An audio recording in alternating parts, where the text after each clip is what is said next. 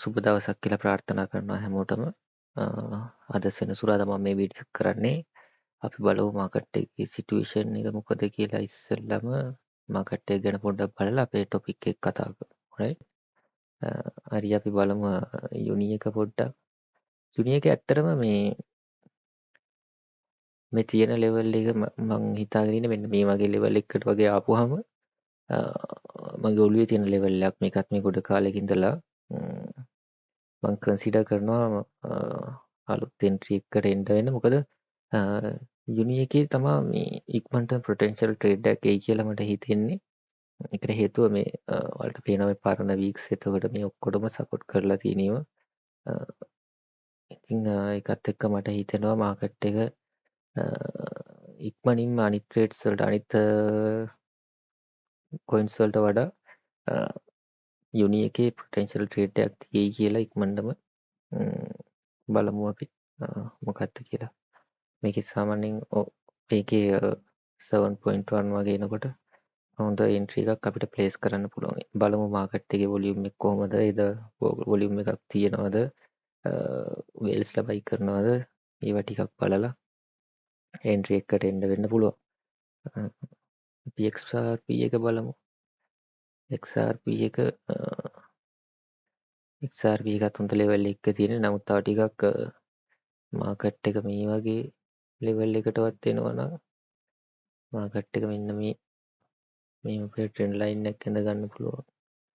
මෙන්න මේ වගේ ලෙවල් එකටවත් එනවා නම් අපිට ලොං ට්‍රේඩ් එකකට කන්සිඩර් කරන්න පුළුවන්. මේ වගේ ලෙවල් එකකින් ඉන්න වෙලා ඊට පස්සේ මේ වගේ හරියෙන් අපිට රීබයි කරලා මේ වගේ ලෙවල් එකකින් අපිට හොඳ පොසිෂන් එකක් බිල්ඩ් කරන්න පුළුවන්. නමුත් තව ටිකක් මාකට් එක ඩ්‍රොප් වෙන්න ඕනේ. මේ වගේ ලෙවල් එකටවත් අඩුම එන්න ඕනේ මාකට් එක. මාකට් එක මේ වගේ ලෙවල් එකකට තාවොත් එන්ට්‍රි එකට කන්සිඩර් කරන්න පුළුවන්. බලමු අපි. හරි මම අද කතා කරන්න හිටියේ මේ අපි කොහොමද අපිට ගැලපෙන ට්‍රේඩින් මෙතඩ් එකක් තෝරගන්නේ කියලා. අපිට ගැලපෙන ට්‍රේඩින් මෙතඩ් එකක් කියලා කියන්නේ ඔයා හිතන්නකෝ ඔයා දවසේ කියන්නේ ජොබ් එකක් කරන කෙනෙක් කියලා. ඔයා ජොබ් එකක් කරනකොට ඔයා සාමාන්‍යයෙන් 8-5 ජොබ් එකක් කරලා ගෙදර එන්නේ right. 8-5 ජොබ් එකක් කරලා ඇවිල්ලා ඊට පස්සේ ඔයාගේ වැඩ ඉවර කරලා ඔයාට දවසට පැය 3ක් විතර වගේ ඔයාට ෆ්‍රී තියෙන්නේ කියලා හිතන්නකෝ. එතකොට ඔයා කොහොමද මේ ක්‍රිප්ටෝ වලින් දෙයක් කරන්නේ? සහ ක්‍රිප්ටෝ වල ඔයා කොහොමද මේ පැය 3 ක්‍රිප්ටෝ වලට යොදවන්නේ? ඒ කියන්නේ ට්‍රේඩ් කරන්නේ කොහොමද? එතකොට ඒකට ඔයා මොකද්ද යූස් කරන ස්ට්‍රැටජි එක? එතකොට ඔයා හිතන්න ඔයා දවසේ වැඩි ප්‍රමාණයක් ගෙදර ඉන්නේ. කියන්නේ ඔයා ජොබ් එකක් කරන්නේ මේ දවස්වල ගෙදර ඉන්නවා එහෙම මොකක් හරි කියලා. එතකොට ඔයා කොහොමද ඔයාගේ ටයිම් එක යූස් කරලා ක්‍රිප්ටෝ වලින් තමන්ට දෙයක් කරගන්නේ කියලා. right? හරි. ඉතලම අපි කතා කරමුකෝ දවසේ ගොඩක් බිසි වෙලා ඉන්න කෙනෙක් ගැන. මම රෙකමන්ඩ් කරන දේ තමයි මේ චූටි වෙලාවක් විතරක් ෆ්‍රී තියෙන කෙනෙක්ට කරන්න හොඳම ට්‍රේඩින් මෙතඩ් එක තමයි යාලට යූස් කරන්න හොඳම තමයි ස්විං ට්‍රේඩින්. ස්විං ට්‍රේඩින් කියලා කියන්නේ ලොං ටර්ම් ට්‍රේඩ් එකක්. ලොං ටර්ම් ට්‍රේඩ් කරන එකට තමයි ස්විං ට්‍රේඩින් කියලා කියන්නේ. එතකොට මේ ට්‍රේඩ් එකක් සාමාන්‍යයෙන් සාමාන්‍යයෙන් දවසක් මාසයක් වගේ ඇතුළත රන් වෙන්න පුළුවන්. දවසක් මාසයක් ඇතුළත වගේ මේ ට්‍රේඩ් එකක් රන් වෙන්න පුළුවන්. ඒතර මේකේ තියෙන වැදගත්කම තමයි ඔයාට හැම වෙලේම මාකට් එක බලන්න ඕනේ. දැන් ඔයා හිතන්න ඔයා මාකට් එකට එන්න උනා මේ ලෙවල් එකේ. right? ඔයා මාකට් එක ඇනලයිස් කළා මාකට් එකට මේ ලෙවල් එකෙන් එන්න උනා කියලා හිතන්නකෝ. නැත්තම් ඔයා මේ ලෙවල් එකෙන් එන්න උනා කියලා හිතන්නකෝ. එතකොට ඔයා බලනවා හරි අපි ප්‍රොෆිට් ගන්න කොතනින්ද? එතකොට මේ ඩේ chart එකේනේ තියෙන්නේ. අපි ඉන්නේ මේ ඩේ chart එකේ. right? අපි ඉන්නේ ඩේ chart එකේ. එතකොට ඔයා හිතන්නකෝ ඔයා මෙතනින් ට්‍රේඩ් එකට එන්න ඕනේ කියලා. මෙතනින් ට්‍රේඩ් එකට එන්න උනා. ඊට පස්සේ ඔයාගේ ප්‍රොෆිට් ගන්න ලෙවල් එකක් තියෙනවා. ඔයා හිතන්න මාකට් එක සාමාන්‍යයෙන් 115ක් විතර අප් වුණාට පස්සේ ඔයා ප්‍රොෆිට් එකක් ගන්න හිතාගෙන ඉන්නවා කියලා. 115ක් කියන්නේ මේ වගේ ප්‍රමාණයක්. 115ක් කියන්නේ මේ වගේ ප්‍රමාණයක් අප් වෙනකොට ප්‍රොෆිට් එකක් ගන්න හිතන් ඉන්නකෝ. හරි. ඒ කියන්නේ ඔයා මෙතනින් මාකට් එකට එන්න උනා. මාකට් එකේ මේ හරියට එනකොට ඔයා එක්සිට් වෙනවා. රයිට්. ස්විං ට්‍රේඩර්ස්ලා සාමාන්‍යයෙන් ඔය දැන් ඔය TikTok එකේ අරගෙන මේ දාන 100%ක 2000ක ප්‍රොෆිට් කාඩ් එකක් එහෙම බලාපොරොත්තුෙන් කරන කට්ටිය නෙමෙයි. ස්විං ට්‍රේඩ් කරනවා නම් සාමාන්‍යයෙන් ටිකක් ලොකු කැපිටල් එකක් ඕනේ. අඩුම ඩොලර් 3000ක 3000කටවත් එහා කැපිටල් එකක් තියෙන account එකක් ඕනේ. මොකද ස්විං ට්‍රේඩින් කරන එකේ රිස්ක් එක ස්විං ට්‍රේඩින් කරනකොට ඔයාලා යූස් කරන්න ඕනේ ලෝ ලෙවරේජ් එක. රයිට්. එතකොට ලෝ ලෙවරේජ් එක කරලා පොඩි amount එකකින් entry එක අරගෙන ඔයාලට තේරුමක් නැහැ. රයිට්. ඒ කියන්නේ profit එකක් බලාපොරොත්තු වෙන්න බෑ ඒකෙන්. ඔයා හිතන්නකෝ දැන් ඔයා ගාව ඩොලර් 100යි තියෙන්නේ. ඩොලර් 100 account එකකින් ඔයා ස්විං ට්‍රේඩින් කරනවා කියලා. ඒතකොට සාමාන්‍යයෙන් මේකෙන් ස්විං ට්‍රේඩින් කරනවා නම් අපි සාමාන්‍යයෙන් අපේ wallet එක safe තියා ගන්නවා නම් ස්විං ට්‍රේඩින් නෙමෙයි ඕනම වෙලා ඕනම ඩේ ට්‍රේඩින් කරනකොටත් එහෙමයි. අපේ wallet balance එකෙන් සාමාන්‍යයෙන් 1 to 2% තමයි අපි ට්‍රේඩ් එකකට allocate කරන්නේ. right. එතකොට ඔයාගාව $100 වගේ තියෙනවා නම් මේකෙන් 1% කියන්නේ කීයද? ඩොලර් එකක්නේ. එතකොට මේක 2x or 3x leverage කරා කියලා හිතන්නකො. ඩොලර්ස් 3ක්නේ. right. එතකොට ඩොලර්ස් 3කට සාමාන්‍යයෙන් 130ක වගේ ගේන් එකක් කරගත්තොත් ඔයාලට ඒකේ ප්‍රොෆිට් එකක් වඩා බලාපොරොත්තු වෙන්න බෑනේ. right. 130ක වගේ ප්‍රොෆිට් එකක් ගත්තොත් ඒකෙන් 130ක වගේ percentage එකක් order එක close කරොත් ඔයාලට profit එකක් බලාපොරොත්තු වෙන්න බෑ. right. එතකොට මොකද්ද වෙන්න ඕනේ? ඔයාගේ capital එක ලොකු කරගන්න ඕනේ. capital එක grow කරගන්න ඕනේ. day trading කරනකොට එහෙම නෑ. day trading කරන කට්ටිය මොකද කරන්නේ? එයාලගේ තියෙන ඩොලර් 100ද 1000ද ඒක ප්‍රශ්නයක් නෑ. මොකද එයාලා use කරන leverage එක වැඩි.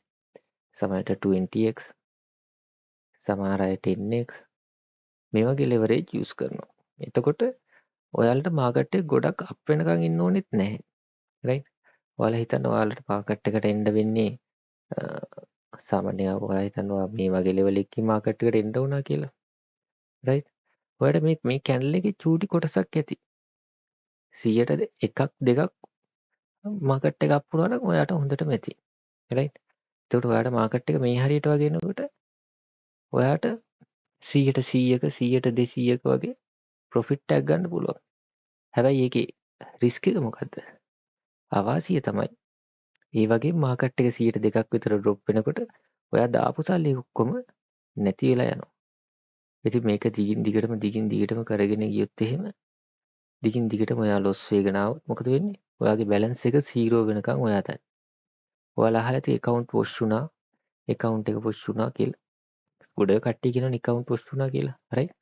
ඉතින් මේ account wash වෙනවා කියලා කියන්නේ මෙන්න මේ high leverage use කරන එකත් එක්ක. මේ leverage එක කියලා කියන්නේ අපිට exchange එකෙන් දෙන loan එකක්. right. අපිට බැංක් එකකින් උනත් ලෝන් එකක් ගන්න පුළුවන් නේ. right. අපිට මේ දෙන ලෝන් එකක්. හරි. මේ ලෝන් එක අපිට දෙන්නේ ඔයා හිතන්න අපි ගාව ඩොලර්ස් 10යි තියෙන්නේ කියලා. අපි සාමාන්‍යයෙන් 10 ගුණයක් leverage කරොත් leverage එක 10 ගුණයක් කරොත් අපිට පුළුවන් ඩොලර් 100ක් තියෙන කෙනෙක් වගේ මේ මාකට් එකේ ට්‍රේඩ් කරන්න. right. හැබැයි මේකෙන් ඩොලර්ස් 90ක් ආගේද? ඩොලර්ස් 90ක් එක්ස්චේන්ජ් එකේ. ඩොලර්ස් 10ක් අපේ. එතකොට මේ එක්ස්චේන්ජ් එක කරන අනිත් දේ මොකද්ද? මේ එක්ස්චේන්ජ් එක කරන අනිත් දේ තමයි ඔයාගේ මාකට් එකට පල්ලෙහාට ඩ්‍රොප් වෙගෙන එනකොට ඔයා දාපු ඩොලර්ස් 10 කැපෙනකන් විතරයි ඩොලර්ස් 10 ලොස් වෙනකන් විතරයි මාකට් එක ඔයාව තියාගෙන ඉන්නේ මේ මාකට් එකේ. මේ ඩොලර්ස් 10ට වඩා ලොස් වෙන්න යනකොට මොකද කරන්නේ? ඔයාව මාකට් එකෙන් අයින් කළා දානවා. එතකොට මේ ඩොලර්ස් 10ත් ඔයාට කැපිලා යනවා. මාකට් එකේ එක්ස්චේන්ජ් එක දීපු ඩොලර්ස් 90ත් එයාලා අයින් කරගන්නවා. මොකද මාකට් එක කැමති නැහැනේ කොයි වෙලාවකත් එයාලා දුන්න ලෝන් එක එයාලට ලොස් වෙන්න. දැන් බැංක් එකක් වුණත් බැංක් එක කැමති නැහැනේ එයාලා දුන්න ලෝන් එක අය කරගන්න නැතුව අතහැරලා දාන්න. එයාලා කියනවා ලෝන් එක දුන්නා ඔයා ලොස් වුණා. කපන්නේ ලෝන් එක ඕනේ නැහැ කියලා කියන්නේ නෑනේ. නෑ. එයාලා මොකද කරන්නේ? ලෝන් එක අය කරගන්න බලනවා. එතකොට එයාලා මොකද කරන්නේ? ඔයාගේ ඩොලර්ස් 10 කැපුණාට කපන්නේ මගේ ඩොලර්ස් 10 මං තියා ගන්නවා කියලා එයාලා මොකද කරන්නේ? ඔයාව මාකට් එකෙන් අයින් කරලා දානවා. ඔයා කැමති වුණත් අකමැති වුණත් මාකට් එක විසින්ම ඔයාලව මාකට් එකෙන් අයින් කරලා දානවා. ඉතින් මේ හයි ලෙවරේජ් යූස් කරනකොට ඒක තමයි තියෙන රිස්ක් එක. ඔයාලගේ සල්ලි නැතිවීමේ සම්භාවිතාවය වැඩි. රයිට්? ඉතින් මං කියන්න ගියේ දැන් ඔයාලා ඩිසයිඩ් කරන්න ඕනේ ඔයාලා මේකේ ට්‍රේඩ් කරන්නේ කොහොමද? ඩේ ට්‍රේඩින් කරනවද? ස්විංග් ට්‍රේඩින් කරනවද කියන එක ඒ ඔයාලගේ සිටුේෂන් එකත් එක්ක ඔයාලා ඩිසයිඩ් කරන්න ඕනේ. ඩේ ට්‍රේඩින් කියන්නේ ඉන්ට්‍රාඩේ ට්‍රේඩින්. ඒකට දවස් ඇතුලේ ට්‍රේඩ් 10ක් 20ක් වගේ ක්ලෝස් කරන්න ඕනේ. ක්ලෝස් කරන කට්ටිය ඉන්නවා. ඒක තමයි ඉන්ට්‍රාඩේ ට්‍රේඩින් කියන්නේ. ස්විංග් ට්‍රේඩින් කියලා කියන්නේ ඔයාලා එන්ටර් වෙනවා ට්‍රේඩ් එකකට. නමුත් ඒ ට්‍රේඩ් එක ඔයාලා දවසෙන් ක්ලෝස් කරන්න ඕනේ කියලා එකක් නැහැ. දවසින් ක්ලෝස් කරන්න ඕනේ කියලා එකක් නැහැ. දවසින් ඒකට දවස් 2ක් යන්නත් පුළුවන්, සතියක් යන්නත් පුළුවන්, මාසයක් යන්නත් පුළුවන්.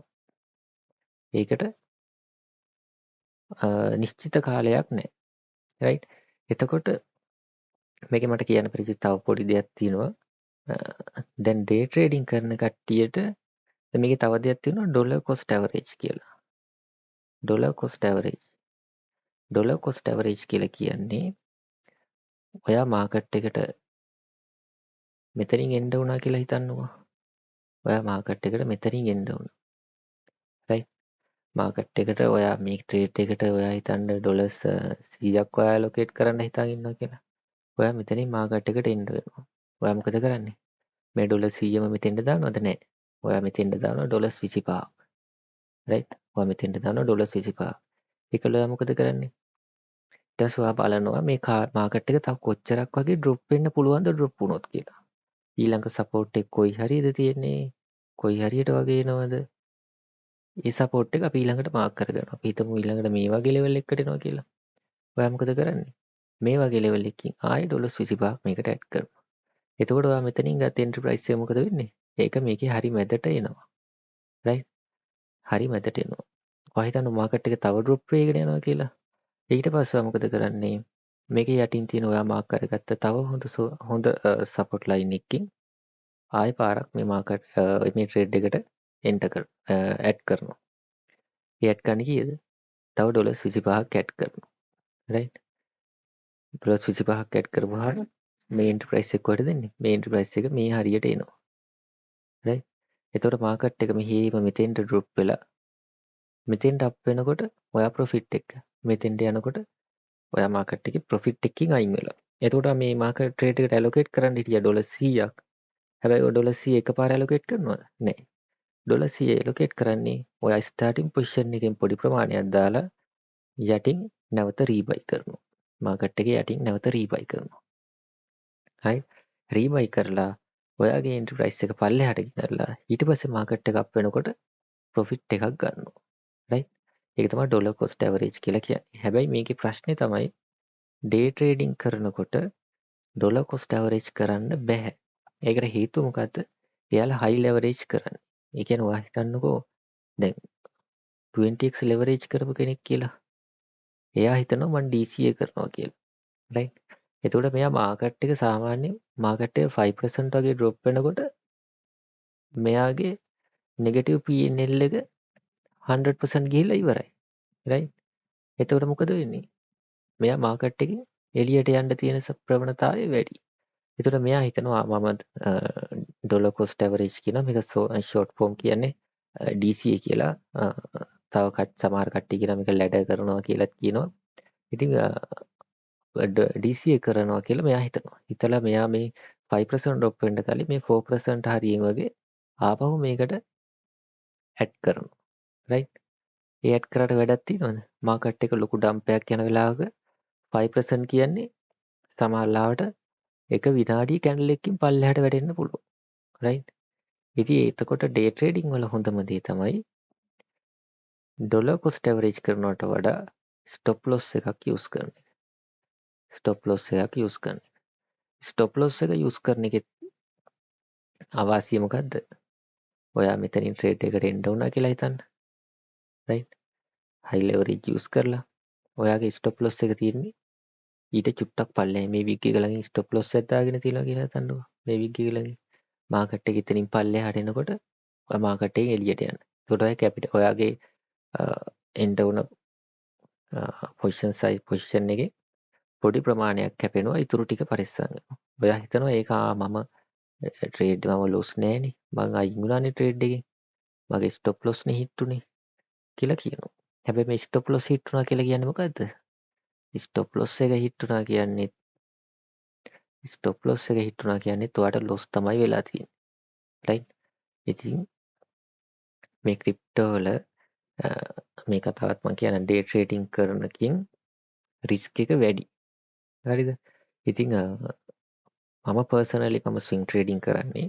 මම ඩේ ට්‍රේඩින් කරන්නෙම නැහැ. මම කරන්නෙම ස්විං ට්‍රේඩ්. ඒකට හේතුව තමයි අපි මේ මාකට් එකට අපිනේ සල්ලි දාන්නේ. අපි හම්බ කරපු සල්ලි අපිට තියෙන අතිරික්ත සල්ලි තමයි අපි මේ ක්‍රිප්ටෝ මාකට් එකට දාන්නේ. මේවා ෆයිනෑන්ෂල් ඇඩ්වයිස් නෙවෙයි. මේ මම පර්සනල් කරන දේ කියන්නේ. එතකොට මේ මාකට් එකට අපි සල්ලි දාන්නේ මේ අපේ සල්ලිනේ. රයිට්? එතකොට මේ අපේ සල්ලි මාකට් එකට දාලා අපි ඒක ලොස් කරගන්න ඕනේ නෑනේ. එතකොට අපි ගාව තියෙනවා හිතන්න ඩොලර්ස් 50000ක් කියලා. ඩොලර්ස්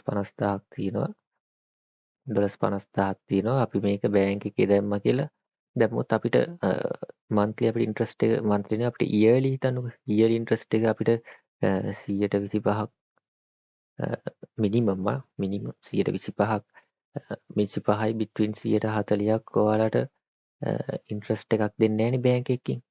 ඒතකොට අපි මොකද්ද කරන්නේ?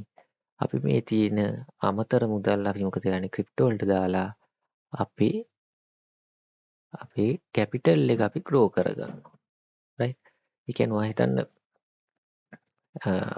$50,000 වලටද අපිට මාසෙකට 40% ගේන් එකක් ආවා කියලා. 40% ගේන් එකක් ආවා කියලා.